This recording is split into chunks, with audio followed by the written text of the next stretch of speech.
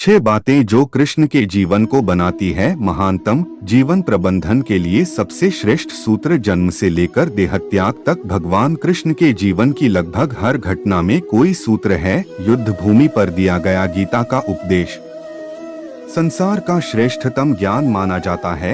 Management master कहें या जगत गुरु, गिरधारी कहें या रणछोड़, भगवान कृष्ण के जितने नाम हैं उतनी कहानियां। जीवन जीने के तरीके को अगर किसी ने परिभाषित किया है तो वो कृष्ण है। कर्म से होकर परमात्मा तक जाने वाले मार्ग को उन्हीं ने बताया है। संसार से वैराग्य को सिरे से नकारा, कर्म का कोई विकल्प नहीं, ये सिद्ध किया। कृष्ण कहते हैं, मैं हर हाल में आता हूँ। जब पाप और अत्याचार का अंधकार होता है तब भी, जब प्रेम और भक्ति का उजाला होता है तब भी, दोनों ही परिस्थिति में मेरा आना निश्चित है। पहला शुरू से अंत तक जीवन संघर्ष ही है। कारागृह में जन्मे कृष्ण, पैदा होते ही रात में यमुना पार कर गोकुल ले जाया गया। तीसरे दिन पुतना मारने आ गई। यहाँ से शुरू हुआ संघर्ष देह त्यागने से पहले द्वारिका डुबोने तक रहा। कृष्ण का जीवन कहता है, आप कोई भी हो, संसार में आए हैं तो संघर्ष हमेशा रहेगा। मानव जीवन में आकर परमात्मा भी सांसारिक चुनौतियों से बच नहीं सकता। कृष्ण ने कभी किसी बात की शिकायत नहीं की, हर परिस्थिति को जिया और जीता।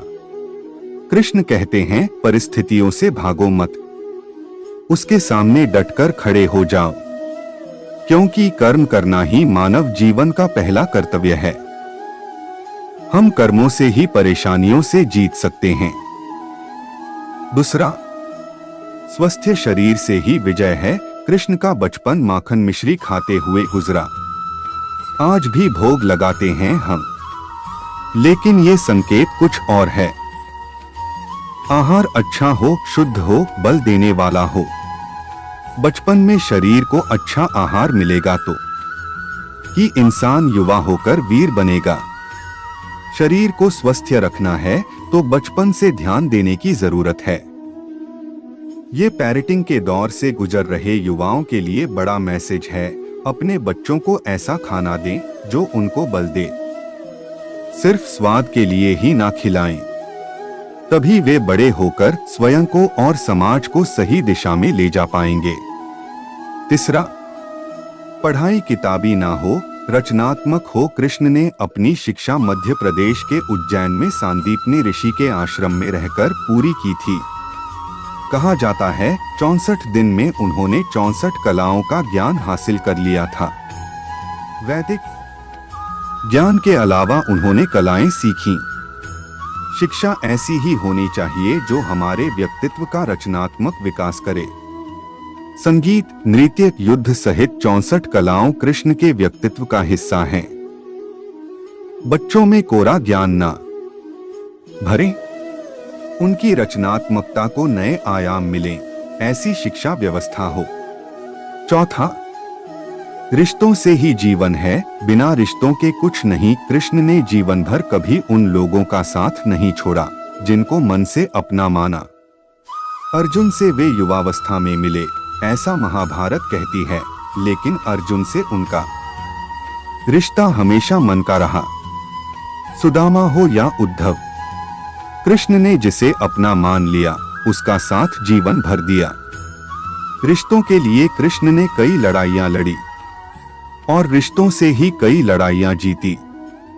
उनका सीधा संदेश है, सांसारिक इंसान की सबसे बड़ी धरोहर रिश्ते ही हैं। अगर किसी के पास रिश्तों का थाती नहीं है तो वो इंसान संसार के लिए गैर जरूरी है। इसलिए अपने रिश्तों को दिल से जिएं, दिमाग से नहीं। पांचवा, नारी का सम्मान समाज के लिए जरूरी। राक्षस नरकासुर का आतंक था। करीब 16,100 महिलाओं को उसने अपने महल में कैद किया था।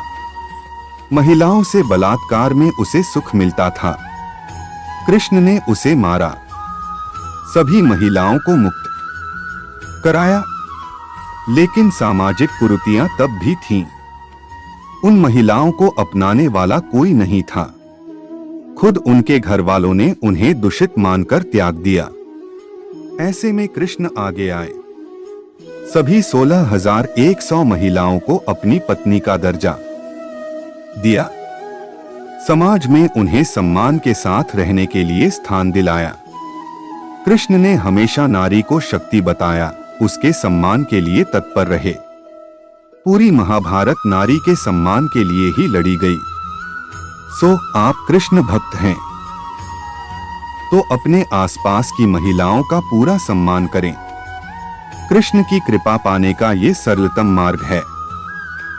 क्षणवा, आपके मतभेद अगली पीढ़ी के लिए बाधा ना बने। कम ही लोग जानते हैं कि जिस दुर्योधन के खिलाफ कृष्ण ने आजीवन पांडवों का साथ दिया, उसकी मौत का कारण भी कृष्ण की कूटनीति बनी। वो ही दुर्योधन रिश्ते में कृष्ण का समधी भी था।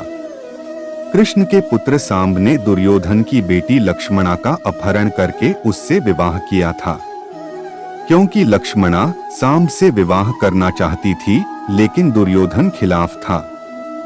सांब को कौरवों ने बंदी भी बनाया था।